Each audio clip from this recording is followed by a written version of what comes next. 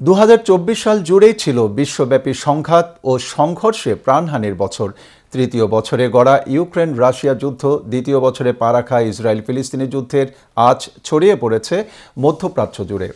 ফিলিস্তিনের গাজায় হাজার হাজার শিশুর মৃত্যু যেমন বিশ্ববাসীকে পীড়িত করছে, তেমনি বিশ্বব্যাপী যুদ্ধ ও সংঘাতের দামামামও অস্থির করে তুলছে বিশ্ব ব্যবস্থাকে। বিশ্লেষকরা বলছেন, বিশ্বজুড়ে যুদ্ধের এই ভয়াবহতা আগামীতে তৃতীয় বিশ্বযুদ্ধ বলে ইতিহাসে লেখা হতে পারে। বিস্তারিত ডেস্ক রিপোর্টে। 2023 সালের 7 অক্টোবর ইসরায়েল অভিমুখে হামাসের অতর্কিত হামলার খেসারত দিচ্ছে ফিলিস্তিনিরা। ইসরায়েলের বর্বর হামলায় গাজা উপত্যকা এখন মৃত্যুপুরী। হামাসের হামলায় 1200 জন ইসরায়েলি প্রাণ হারিয়েছে। বিপরীতে ফিলিস্তিনি নিহতের সংখ্যা ছাড়িয়েছে 45,000, আহত লক্ষাধিক। বিশ্ববাসীর নিন্দা জানানো ছাড়া কোনো ধরনের আলোচনা থামাতে পারেনি ইসরায়েলের এই রক্তক্ষয়ী আগ্রাসন।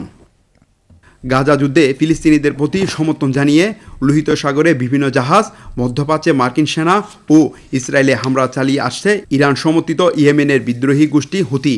তাদের চোরা ক্ষেপণাস্ত্র মাঝে মধ্যেই ইসরায়েলে এসে পড়ছে। জবাবে ইয়েমেন জুড়ে হুথিদের বিভিন্ন স্থাপনা লক্ষ্য করে হামলা চালাচ্ছে ইসরায়েলি বাহিনী। একই ইস্যুতে ইয়েমেনের পাশাপাশি লেবাননে হিজবুল্লাহর উপরও ব্যাপক হামলা চালায় ইসরায়েলি বাহিনী। 2024 সালে মধ্যপ্রাচ্য জুড়ে উত্তেজনা ছড়িয়ে পড়ে ইসরায়েল ও ইরানের পাল্টাপাল্টি ক্ষেপণাস্ত্র হামলাকে কেন্দ্র করে। হামাস ও হিজবুল্লাহ নেতা এবং তেহরানের এক কমান্ডারকে হত্যার অভিযোগে গত অক্টোবরে ইসরায়েলে অন্তত 200 ক্ষেপণাস্ত্র ছুড়ে ইরান।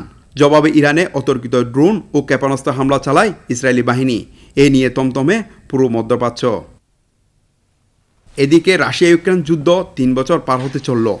বছর জুড়ে দুপক্ষের নিয়মিত হামলা ও পাল্টা হামলা চললেও যুদ্ধ বন্ধে ছিল না কোনো উল্লেখযোগ্য অগ্রগতি।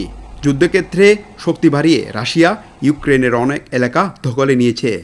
ইউক্রেনও রাশিয়ার অভ্যন্তরে তেলের ডিপো এবং রাজধানী মস্কোতে হামলা চালিয়ে শক্তির জানান দেয়। 2021 সালে সামরিক অভ্যুত্থানের মাধ্যমে মিয়ানমারের ক্ষমতা দখল নেয় দেশটির জান্তা বাহিনী। এরপর থেকে দেশটির বিদ্রোহী গোষ্ঠীগুলির সঙ্গে জান্তা বাহিনীর সংঘর্ষ চলছে। তবে সাম্প্রতিক সময়ে সংঘর্ষের পরিমাণ অনেক বেড়েছে। চলতি ডিসেম্বরে দেশটির রাখাইন রাজ্যের উত্তর সীমান্ত এলাকা পুরোপুরি দখলে নিয়েছে আরাকান আর্মি। আন্তর্জাতিক বিশ্লেষকরা বলছেন, যুদ্ধ সংঘাত নয়, একটি সুন্দর ও বাসযোগ্য পৃথিবী গঠনে ঐক্যবদ্ধভাবে বিশ্ব সকল দেশের উচিত শান্তিপূর্ণ সহাবস্থান নিশ্চিত করা।